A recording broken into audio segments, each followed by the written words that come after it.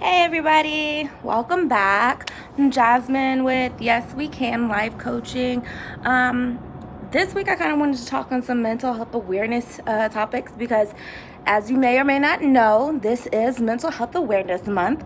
So I just wanted to shed just a little bit of light on a few I guess hot topics would be the best way to put it, but I don't want to quote Wendy Williams on that, so please don't come for me.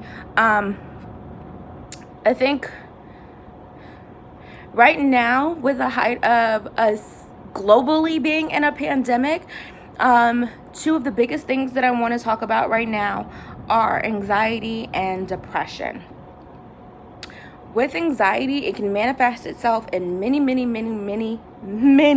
different ways. Even when you don't think you're probably, or even things that you don't think would necessarily be a symptom of being anxious or having anxiety, it might just be one. Me talking really fast right now is a sign of my anxiety. I don't do public speaking, but I am now because I wanted to bring you guys this information because I truly believe it's so important.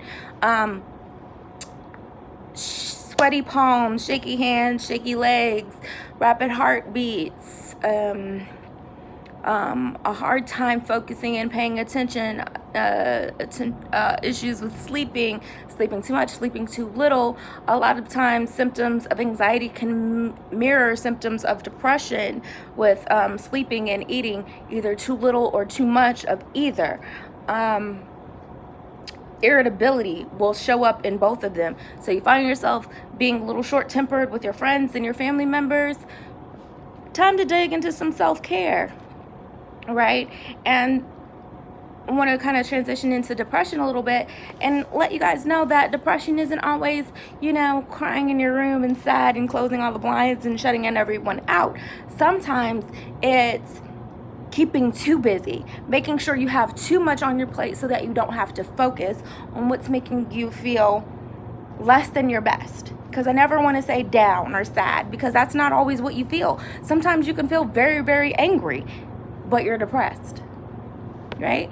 Things manifest themselves into different ways, and we have to be cognizant of the changes in our body, not just mentally, but physically. We can have stomach pains, we can have changes in our heart rate, we can have changes in our breathing.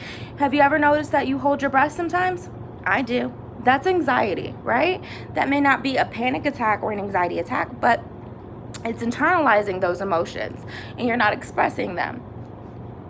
I think another big topic during this time would probably be grief. That is one of the topics I think a lot of people are really, I don't really want to address that, but I think we should. I think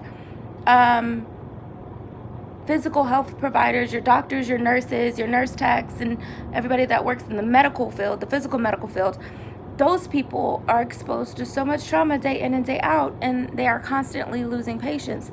That's a part of their everyday practice, right? Now, imagine how magnified that is in the height of a pandemic. So they're surrounded by grief every day. And then we think about the families that have lost loved ones during this time. It is so important to reach out and make sure that if you know someone or you know of someone that has lost someone during this time, or know someone that's battling with the illness, that you reach out to them. And sometimes people may not want you to actually do anything or give anything other than your time, right? Other than sitting with them and letting them know in this moment and in this time, you're there for them. You hear them. You're there to just support them in any capacity that they may need. And a lot of times, they'll voice to you what they may or may not need. And sometimes it's okay to not know what you need. And that goes for people that are dealing with grief, people that are dealing with anxiety, and people that are dealing with depression. That's why it's awesome to have a life coach in your back pocket to kind of go through and be able to call them when you're going through these changes, or when you're starting to realize the changes within yourself, and you can say, wait, I need to go process this with someone. I'm not able to really put my finger on what's going on. That's when we can come in and we can help you dive deeper into yourself to figure out what's really going on. Is it anxiety? Is it depression? Is it situational? Is it recurring? Is it, shall this pass in this time frame, or shall I expect it to kind of continue until I address X, Y, and Z, right? That's what we're here for. So let us at Yes We Can help you in whatever capacity you need. Come see us. Thank you, guys.